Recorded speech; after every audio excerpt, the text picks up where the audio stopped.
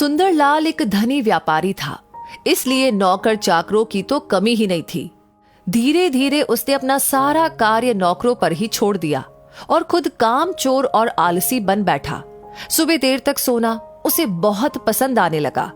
अपने आलसी स्वभाव के कारण धीरे धीरे सुंदरलाल की सेहत बिगड़ने लगी। वो पलंग पर पड़ा पड़ा मोटा हो गया। उससे अब ज्यादा चला फिरा नहीं जाता था। उसने अब अपने सारे काम नौकरों पर छोड़ रखे थे। नौकर अपने मालिक के आलसी स्वभाव से परिचित हो गए थे। उन्होंने भी धीरे धीरे बेईमानी करनी शुरू कर दी और इससे सुंदरलाल को व्यापार में काफी नुकसान होने लगा। एक दिन सुंदरलाल का मित्र उससे मिलने आया। सुंदरलाल ने अपने मित्र से अपनी बीमारी के बारे में बताया। मित्र होशियार था।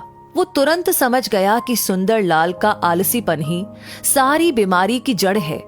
उसने सुंदरलाल से कहा, तुम्हारी बीमारी को दूर करने का उपाय मैं जानता हूं, पर तुम वो नहीं कर सकते क्योंकि उसके लिए तुम्हें जल्दी उठना पड़ेगा।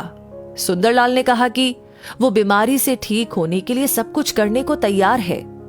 मित्र ने कहा, सुबह सुबह अक्सर एक सुनहरा पक्षी आता है, तुम अगर उसे देख लो तो तुम्हारे सारे कष्ट दूर हो जाएंगे। सुंदरलाल अगले दिन सुबह सुबह उठकर सुनहरे पक्षी को खोजने चल पड़ा। रास्ते में उसने देखा कि नौकर उसी के भंडार से अनाज चोरी कर रहे हैं। ग्वाला दूध में पानी मिला रहा है। सुंदरलाल ने अपने सभी नौकरों को डांटा। अगले दिन फिर से सुंदरलाल सुनहरे पक्षी की खोज में निकला। सुनहरे पक्षी को तो मिलना नहीं था, पर अपने मालिक को रोज आते देखकर भंडार से चोरी होनी बंद हो गई। सभी नौकर अपना काम ठीक से करने लगे। चलने फिरने से सुंदरलाल का स्वास्थ्य भी ठीक रहने लगा और कुछ समय के बाद सुंदरलाल का मित्र वापस उसके पास आया। सुंदरलाल ने मित्र से कहा, मित्र, मैं इतने दिनों से सुनहरे पक्षी को खोज रहा हूं, पर वो मुझे दिखाई ही नहीं दिया। मित्र ने कहा, तुमने जब से खेतों में जाना शुरू किया है, तुम्हारे यहाँ चोरी बंद हो गई और तुम्हारा स्वास्थ्य भी ठीक हो गया। सुनहरे पक्षी को देखने के लालच में तुम्हारे अंदर अपने कार्यों से साहचर्य संबंध स्थापित हो गया। यह साहचर्य संबंध ही तो वह सुनहरा पक्षी है। तो मित्र की बात तो सुंदरलाल को समझ में आ गई, लेकिन आपके बारे में क्या राय है ये तो आप ही जाने।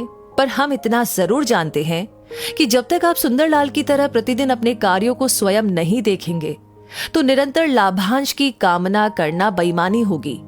इसमें कोई शक नहीं है कि आप आलसी नहीं हैं, लेकिन थोड़ी और मेहनत, बस थोड़ी और, इस प्रकार आप साहचर्य संबंध बनाकर अपने उद्योग को आगे बढ़ाकर न केवल स्वयं आगे बढ़ेंगे बल्कि अपने कर्मचारियों को भी आगे बढ़ाने में मदद करेंगे, उनके लिए प्रेरणा स्तोत्र बनेंगे।